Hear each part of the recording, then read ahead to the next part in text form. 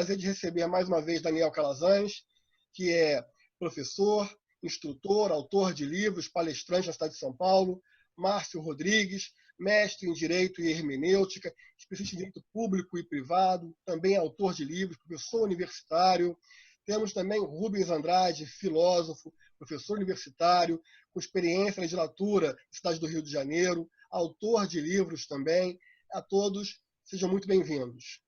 Olá, Fábio, Daniel e Márcio. Márcio, qual é o recorte da semana? Eu acho que nós estamos vivendo um momento muito singular, né? E agora nós temos, né, essas questões, né, de fechamento de cidades, como aqui no Rio de Janeiro, por exemplo, na cidade de Niterói, né, o prefeito foi aí um dos primeiros, né, dentro do território do estado do Rio de Janeiro, né, a decretar esse fechamento. Tivemos o fechamento do calçadão de Bangu, calçadão de Campo Grande, né, e então eu acho que o recorte ele continua, né, nessa questão que vai ser muito discutida na semana, nas próximas semanas, que acredito eu, né, está ligado diretamente a outros assuntos, né, como questões, né, de educação, seja ela formal, seja ela cultural, do povo carioca e do povo brasileiro como um todo. É interessante que a gente vê essa contraposição entre o direito à liberdade de ir e vir, que é um direito fundamental previsto na nossa Constituição, mas em contrapartida um outro direito fundamental, que é o direito à vida. Então, a contraposição entre esses direitos leva alguns executivos a estabelecer medidas protetivas à sociedade. O que me chama a atenção é que, dessa vez, diferentemente do bloco que nós conversamos no programa passado, já não foi uma decisão do Poder Judiciário, mas foi uma decisão do Poder Executivo, que acho que tem melhores condições de examinar o quadro como um todo, tanto os aspectos, os efeitos para o seu município de ordem econômica e entendendo como está o nível de saturação da sua rede de saúde. O que você fala sobre isso, Daniel? Ainda até parece, né, que esse premeditado como uma continuidade do programa anterior. Então, vocês estão vivendo um problema no Rio, eu estou aqui em São Paulo, e nós estamos ainda com muitas dúvidas em relação ao comportamento e atitude das autoridades e até que ponto impacta a rotina nossa e até que ponto isso realmente tem uma consequência benéfica. Aqui em São Paulo, a partir de segunda-feira, nós estamos com rodízio de carro, uma forma muito comprometedora, onde dias ímpares serão liberados os carros, né, com placa ímpar, final ímpar e dias pares. E os dias pares, né, as placas de finais pares. E é complicado, porque nós já temos um rodízio aqui que é durante 2 horários, né, perante o dia. E agora nós teremos todos os dias, inclusive sábado e domingo, 24 horas. Esse é o primeiro impacto. O outro impacto relacionado, tendo como pano de fundo a pandemia, é a questão da educação. Então, eu tive contato com alguns professores universitários, professores também estaduais, da rede pública estadual e municipal, e nós estamos tendo vários problemas na área da educação, uma vez que os professores fisicamente estão ausentes. Como vamos compensar essa ausência? Através da mídia, da internet. E aí eu pergunto, o Estado está preparado para proporcionar aos professores e alunos a ferramenta para que isso seja resolvido? Começamos com essa pergunta. É uma questão bem interessante, vamos desenvolver. Mas antes da gente avançar nesse tema, que eu acho que é um tema que vamos explorar no programa de hoje, eu queria ouvir um pouco do Rubens, porque como ele é especialista em políticas públicas, essa questão de lockdown, de fechamento de alguns pontos da cidade, e não da cidade como um todo, isso parece para você uma medida adequada ou pode ter efeitos negativos para o cenário da cidade como um todo? Primeiro, pensar aqui, quando nós começamos essas conversas aqui no programa, pode parecer, né, para algumas pessoas, ou uma parcela da sociedade, vocês só estão falando de problema, né?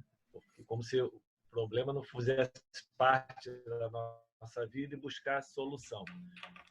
e essa é uma relação muito delicada e midiática também, por conta das redes sociais, que cada hora vem um boato, enfim. Então, trazer uma boa nova é importante para saber que as pessoas não estão paradas. Nós estamos conversando aqui, as pessoas também estão conversando, estão debatendo, pesquisando, estudando, trocando experiências, e é isso mesmo.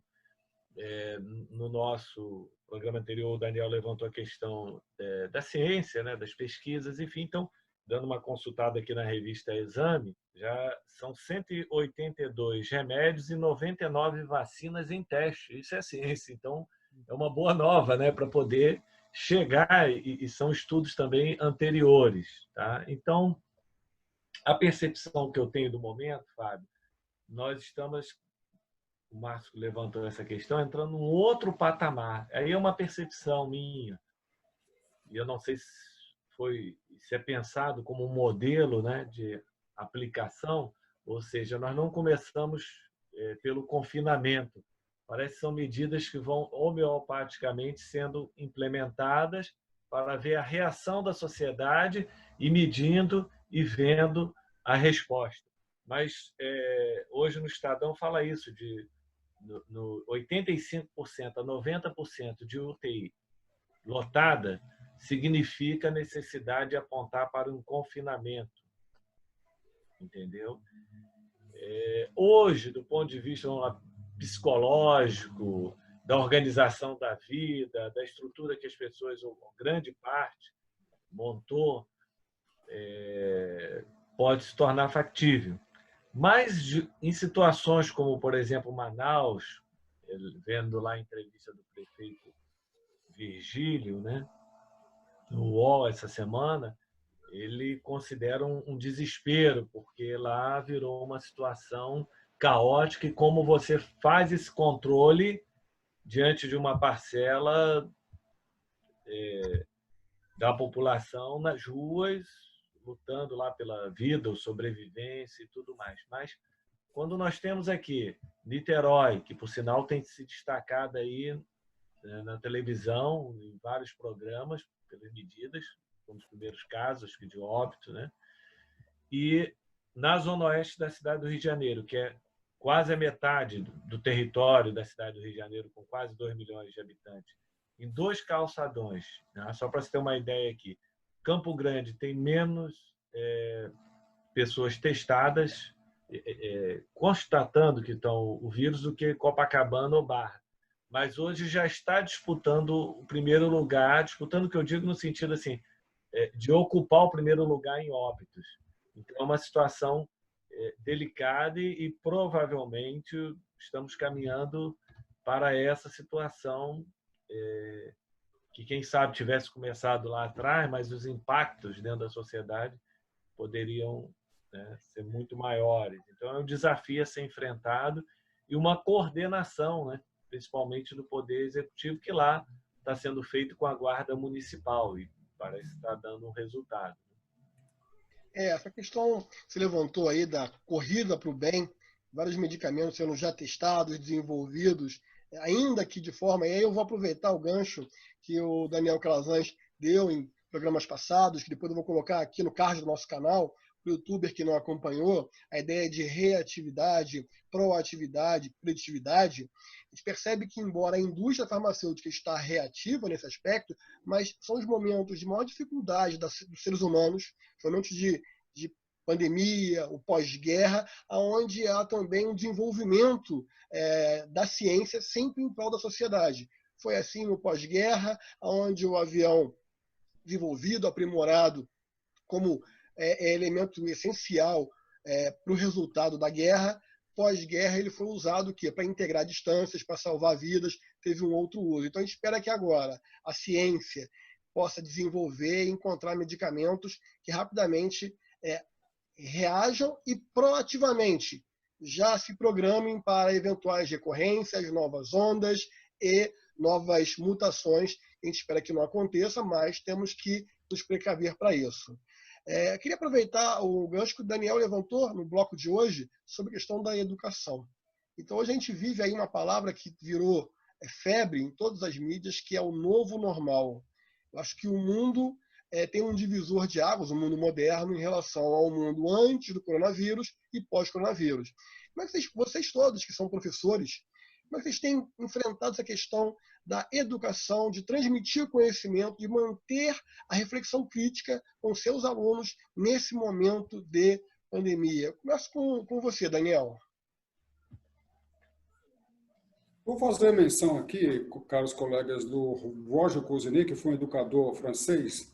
Na década de 40, ele fez um trabalho muito interessante chamado de educação ativa ou educação progressiva, no sentido de que o aluno ele trabalha mais ativamente do que passivamente. E o professor tem um papel diferente, mas o professor também não é inativo.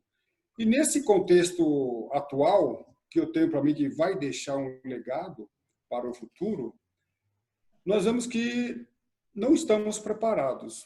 Claro que nós temos professores preparados, temos alunos, mas num contexto geral, eu fiz contato com alguns professores de universidade, professores da rede pública estadual e municipal. Tá havendo uma pandemia. Ontem eu conversei com uma coordenadora de uma determinada escola e eu perguntei como que está aí esse processo de ensino à distância. Ela falou, está um horror, porque nós estamos numa guerra. Para mim, professor Calazans, nós já tínhamos essas armas há muito tempo, a internet não é nova, a internet é antiga. Só que eram armas que nós nunca treinamos. Nós estamos numa guerra e agora nós estamos aprendendo a atirar na guerra. E as armas que nós já tínhamos? Então, hoje, está havendo essa pandemia porque não existe um perfeito manuseio desse equipamento por parte dos professores e por parte do aluno. Isso impede que o aluno tenha um ensino ativo. Então, o aluno está acostumado com o professor em sala de aula, ele quer o professor ali presente. Se o professor não estiver presente, é como se o professor não está presente fisicamente, é como ele não existisse. Então, o aluno fica muito dependente do professor. A autonomia, ou até um semi-autodidatismo, o aluno não quer ou não está preparado. Então, esse legado tem que deixar, essa pandemia, né, tem que deixar o legado no sentido de que, como que será o estudo daqui para frente? Será que ele precisa e pode continuar do jeito que está? Nós somos, infelizmente, na educação, na maior parte, reativos. Tem uma situação e nós estamos reagindo. Por outro lado, né, eu moro na capital paulista, e aqui próximo, bairro mais ao norte da capital paulista, 20 quilômetros, nem isso, 10 quilômetros, nós percebemos que alunos não têm, por exemplo, uma banda larga ou uma internet que permita que ele tenha um estudo. Então, o professor pode até, ou a escola, o Estado pode até promover um ensino à distância, mas não proveu o aluno de meios para que ele possa fazer parte desse novo legado. Isso aqui em São Paulo, eu fico imaginando nos recantos do Brasil aí. Então, nós estamos reagindo. Tudo bem, estamos no meio da guerra, estamos reagindo, reativos.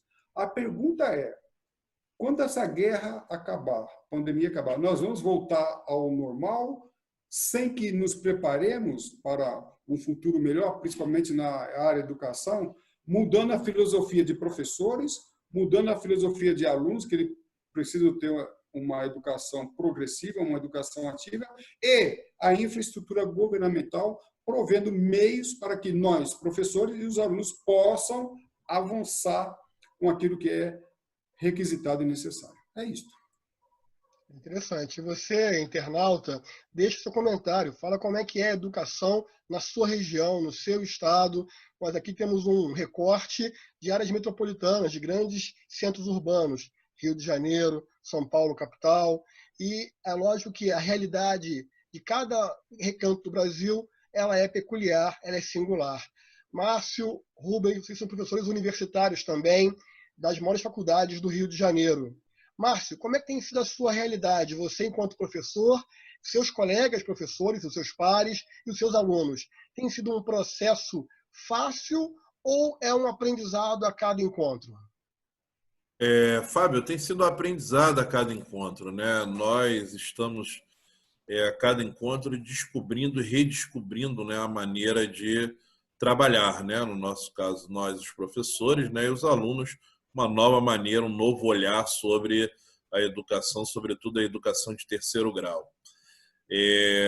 A preocupação, né, de fato, é com relação ao tempo, né, em que se vai levar nesse sistema, né, telepresencial, no nosso caso é telepresencial, e, né, a questão do aluno que não tem acesso a essas ferramentas, né? Porque vários alunos relatam que só conseguem acessar pelo celular, não possuem um computador, não possuem um tablet, porque essa é uma realidade do país, né? Não é porque o indivíduo ele chegou no terceiro grau que ele tem essas ferramentas, né, prontas para utilizar. Então, tem muito aluno que reclama: eu não tenho tablet, eu não tenho um computador, eu assisto a aula pelo celular, e aí eu tenho limitações pelo celular que eu não teria no computador, que eu não teria num tablet, enfim. Então, é uma nova maneira de pensar a educação. Eu acho que vai haver na educação antes e o depois da pandemia, né? Eu acho que é um modelo que, economicamente, para grande parte das instituições de ensino, se adequa pela questão econômica, né? Mas tem que se repensar, né, várias questões a partir do aprendizado desse momento. Então, esse momento tem sido um momento de aprendizado para todos, para a instituição, para o professor e para o aluno. A partir daí, temos que tirar reflexões sérias, né, umas reflexões olhando o todo e não apenas a questão de natureza econômica, para ver se esse modelo é um modelo adequado e é um modelo que vai balizar a educação no futuro, né, democratizando ou não, né, a educação de terceiro grau. Eu acho que várias reflexões surgem a partir daí. É a própria carência do aluno em relação ao seu ferramental. É uma internet que não atende, e nem sempre porque ele não tem recursos de ter um bom telefone ou um bom notebook. A gente sabe que é um momento onde as redes estão sobrecarregadas, a demanda é muito grande, as operadoras também atendem na medida do possível, mas em condições normais, era raro, não raro encontrarmos em regiões da cidade momentos onde a internet não funcionava adequadamente. Então, eu fico imaginando agora o aluno assistindo a aula em um tablet, em um telefone, né, sem interagir com outros alunos. E mais, né, eu acho que nós devem estar vivendo, como eu, uma situação quase de Big Brother, onde a gente passa a trocar a novela a novela agora está sendo reprisada, porque não pode ser gravada, então a família se reúne em volta do computador para assistir a aula, para assistir essa coisa nova que é a aula universitária. Então, assim, até o nosso público mudou. Temos ali uma interação com uma família, ajudando, formando a reflexão crítica, indo muito além do aluno, alcançando a família como um todo. Rubens, você que é de uma área tão relevante para o pensamento crítico, que é a filosofia, é a sociologia, como é que você vê esse momento singular para a humanidade e, em especial, para o Brasil? Fábio, nós estamos com várias questões, né? Nós vamos ter que pensar muito aí nesse processo. Começando, que mundo será esse após essa pandemia, né? Essa é a grande questão. Isso hoje já é um debate que alguns já escrevem, já ousam já falar: a história da humanidade não mudou nada e vai continuar o ser humano, assim, numa perspectiva muito individual, mas coletiva. Vamos saber se nós vamos continuar no mesmo ritmo de prospecção, de extrativista, de sugar os recursos naturais, as condições de vida, essa urbanidade nossa, né? Lembrando aí em São Paulo, né, são mais de 10 milhões de pessoas, né, na cidade, aqui no Rio 6 milhões e 600 mil. Como é que se torna uma cidade sustentável? Né? Antes parecia muito uma questão ecológica, mas é sustentável em todos os sentidos, né? É da energia, é da saúde, da educação, enfim. Então, a primeira coisa é essa.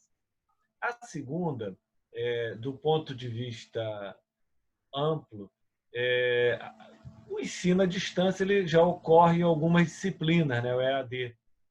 Senta lá, mas não com essa intensidade, enfim. E também as características nossas, dependendo da geração de disciplina, e de interagir através de uma máquina. Tem essa segunda questão. A terceira, que poderá ser um recurso, né, a mais no processo de educação, de tarefas, de palestras, de filmes, enfim, em relação a essa forma de educação. A quarta é que nós temos a interrogação que é, assim, como nós estamos vendo em alguma parte de alguns países, está voltando, mas isso não impede de ser intermitente. Tem alguns já falando em 1, 2 anos aí. Então, como é que nós vamos... Uma coisa é conviver 2 meses, vai fazer agora. Outra é como é que nós vamos viver 12, 24 ou 36 meses, tá, com esse processo. Então, vai passar também pelo modelo de negócios, tá certo? Um professor só dá conta de 10 disciplinas para a mesma turma, 4, 5 à distância.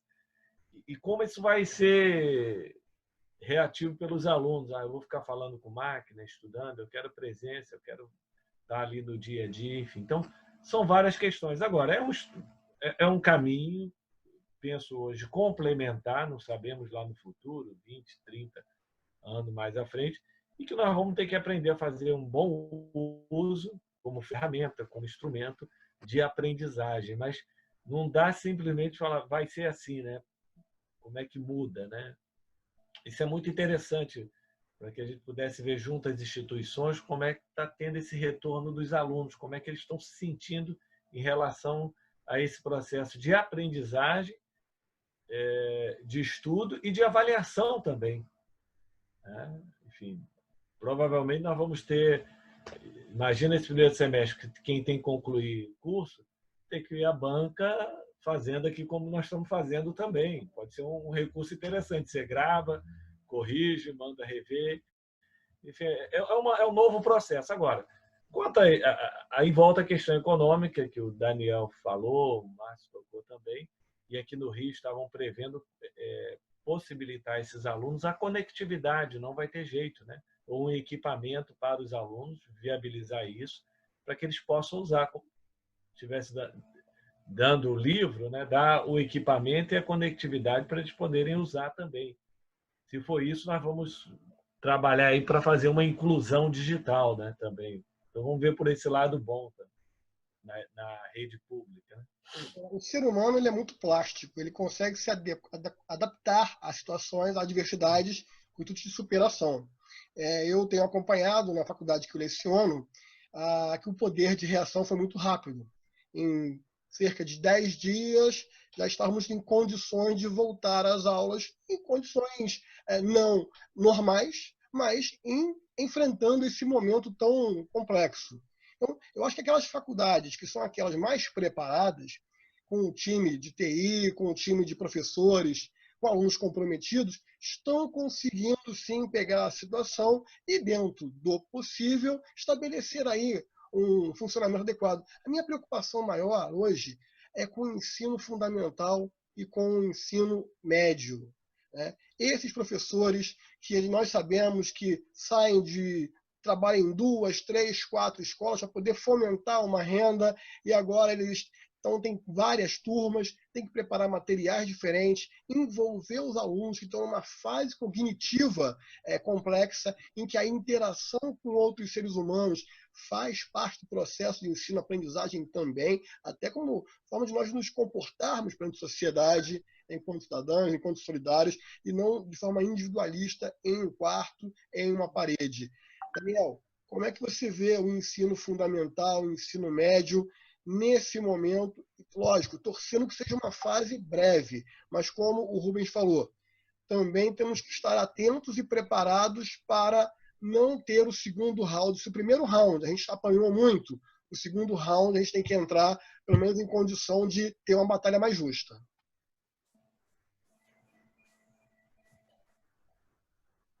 Ô, Fábio, eu tenho trabalhado com EAD praticamente há 20 anos.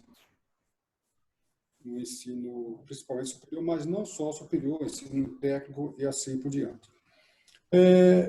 Uma vez eu estava acompanhando uma pessoa que tinha uma disciplina à distância. Eu falei, como que é a disciplina à distância? Deixa eu ver. Uma determinada faculdade, né, antes de eu passar para o ensino médio, faculdade renomada aqui privada na capital paulista.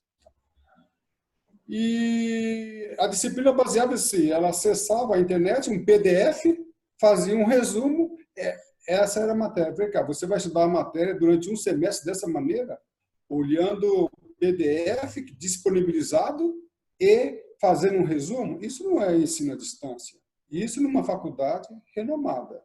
Então, eu queria dizer o seguinte, uma disciplina, uma aula à distância, ela difere da presencial.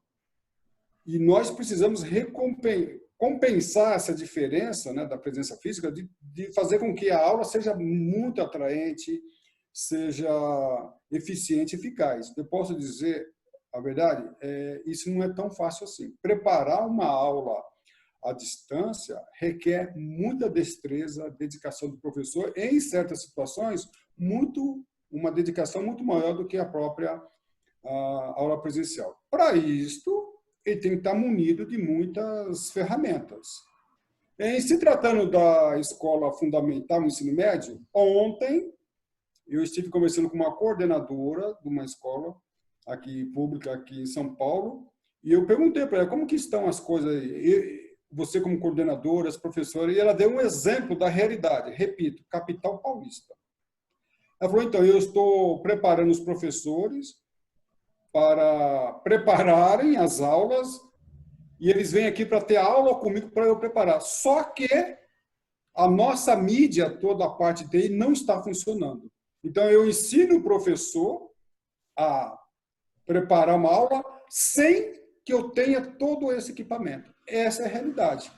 Então, se o professor, o Estado, o município está nessa situação, nós não teremos um estudo eficiente e eficaz à distância, né? Eficiente e eficaz. E o aluno, aí vem a outra parte, né? E tendo contato aqui com a periferia de São Paulo, você imagina agora a situação do aluno. Então, que isso nos sirva de exemplo e que isso seja mudado mais rapidamente. Eu acredito que nós falamos aqui sobre preditividade, proatividade e reatividade. Reatividade, você está reagindo. Tem uma situação, você está reagindo. Eu estou falando da capital paulista, em certas situações, em certas escolas, nem reativos nós estamos conseguindo ser. Então, precisamos, a título do que falou o nosso amigo aí, o Rubens Andrade, pegar uma lição. Não era para estarmos assim. Nós temos ferramentas, né? Estamos numa guerra, nos deram ferramentas, nos deram armas, mas não nos deram munição. Estamos perdendo essa guerra. Não, essa batalha. Mas eu acho que tem condições de reverter isso para que, ainda que venhamos a perder uma batalha, a guerra possa ser ganha. É isso. Eu concordo. Márcio, não sei se você tem acompanhado, eu não sei como é que está esse debate ao longo do Brasil como um todo. Até é importante, você que nos assiste, coloque seu comentário, como é que está a situação na sua cidade, na sua rede pública? Está funcionando? Tem alguma solução criativa? Compartilha com a gente, isso é muito útil. Márcio, aqui no Rio de Janeiro há um projeto sendo analisado, vai ser julgado, com a possibilidade de suspender o ano letivo de 2020 para a rede municipal. É uma solução? Eu não vejo como uma solução, né? Eu acho que de tudo que nós estamos debatendo, as ferramentas, né, como o Daniel, né, deixou bem claro, as ferramentas existem, né? É uma questão de você ter, né, uma política pública de desenvolvimento dessas ferramentas, né? Não é possível que a gente chegue no pleno século XXI, né, e a estrutura do serviço educacional público ele não se equipare ao mínimo que seja a estrutura do serviço privado, né? Então, você não ter ali equipamentos, professores qualificados para, né, para trabalhar as ferramentas, enfim, eu vejo como não possível, né? Eu acho que você deveria já ao longo, né, desses anos, já são 20 anos aí desde o início do século XXI, né, um desenvolvimento brutal na informática, você não ter nas escolas públicas, né, ferramentas que possam trazer, vamos dizer assim, um tratamento isonômico, né? Porque você fica com o aluno da rede pública isonomicamente falando, com o aluno da rede privada prejudicado. Né? Então, o que falta, na verdade, é uma política pública adequada, é vontade, né? Não é simplesmente vamos suspender o ano letivo, vai se aplicar o que? Aprovação automática, e aí esse aluno muda de série sem efetivamente ter cumprido as etapas de conhecimento que são necessárias, né? Não é possível, esse não é o caminho. Né? Eu acho que o caminho hoje está em buscar soluções para que esse ano não seja perdido. Né? É muito simples você legislar no sentido de vamos suspender, é o caminho mais fácil, do que você buscar, né, um caminho que vai ser um caminho mais complexo, mas é um caminho que vai possibilitar esses alunos a terem um tratamento isonômico. Porque você imagina lá no final, por exemplo, do ano, o Enem. Né? Então, o aluno que está nesse momento se preparando para o Enem é da rede pública, ele está tendo uma desvantagem. Porque o aluno da rede privada, invariavelmente, ele está tendo sua aula telepresencial. Né? E o aluno da rede pública está com dificuldade de alcançar esse tipo de ferramenta ou ter esse tipo de ferramenta à sua disposição. Não é o caminho, não, porque isso vai impactar. Isso vai impactar, né, no presente, vai impactar no futuro desse aluno. Né? Então, acho que o caminho é buscar outras formas, desenvolver outras ferramentas adequadas para que esse aluno não seja isonomicamente tratado de maneira diferenciada do aluno da rede privada. Eu entendo que a educação é um dos temas mais caros que a sociedade deve cuidar. Estamos nos aproximando do final desse bloco, desse programa. Eu quero agradecer a vocês. Eu queria uma palavra, uma consideração final de cada um de vocês, que são educadores, com medidas propositivas. O que a gente pode pensar, já dando o nosso sinal aí para o poder público de mecanismos para a gente estar superando isso, para que a gente não viva um segundo episódio idêntico ao primeiro no futuro. Começa com você, Rubens. Também penso que não tem como cancelar, na linguagem popular, o ano, não, esse período letivo, não tem como. Pelo contrário, você avança em dezembro, janeiro, fevereiro e emenda com o próximo também. Eu lembro nas universidades públicas, quando tinha alguma paralisação, compensava nesse processo. Isso porque na rede pública de ensino, para poder ter essa transição dos equipamentos, conectividade, adequar, ou seja, isso, 2 meses, tempo suficiente para ter pensado já nisso e agora mais do que nunca. E já deixar também preparado, caso tenha uma segunda ou terceira onda também. Então, até retornar presencialmente e aí também adequando o currículo, as aulas, o tempo de aula também, quem sabe, né? Você aumenta também durante o dia as aulas, coloca professores, contrata, enfim, então, para dar uma arrumada. E se o ano letivo de 2021 tiver que começar em março, abril de 2021, que comece.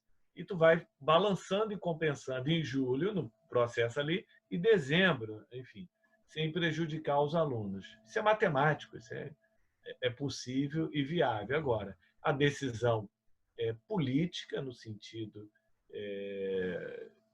de atender os alunos, tem como, numa boa educação, e também repensar também essa prática e garantir também, dessa forma, um acesso para que os alunos possam, através da internet, ampliar suas pesquisas, estudar, enfim, ver filmes, documentários, palestras, conferências, seminários, enfim, se inscrever em canais no YouTube que sejam educativos.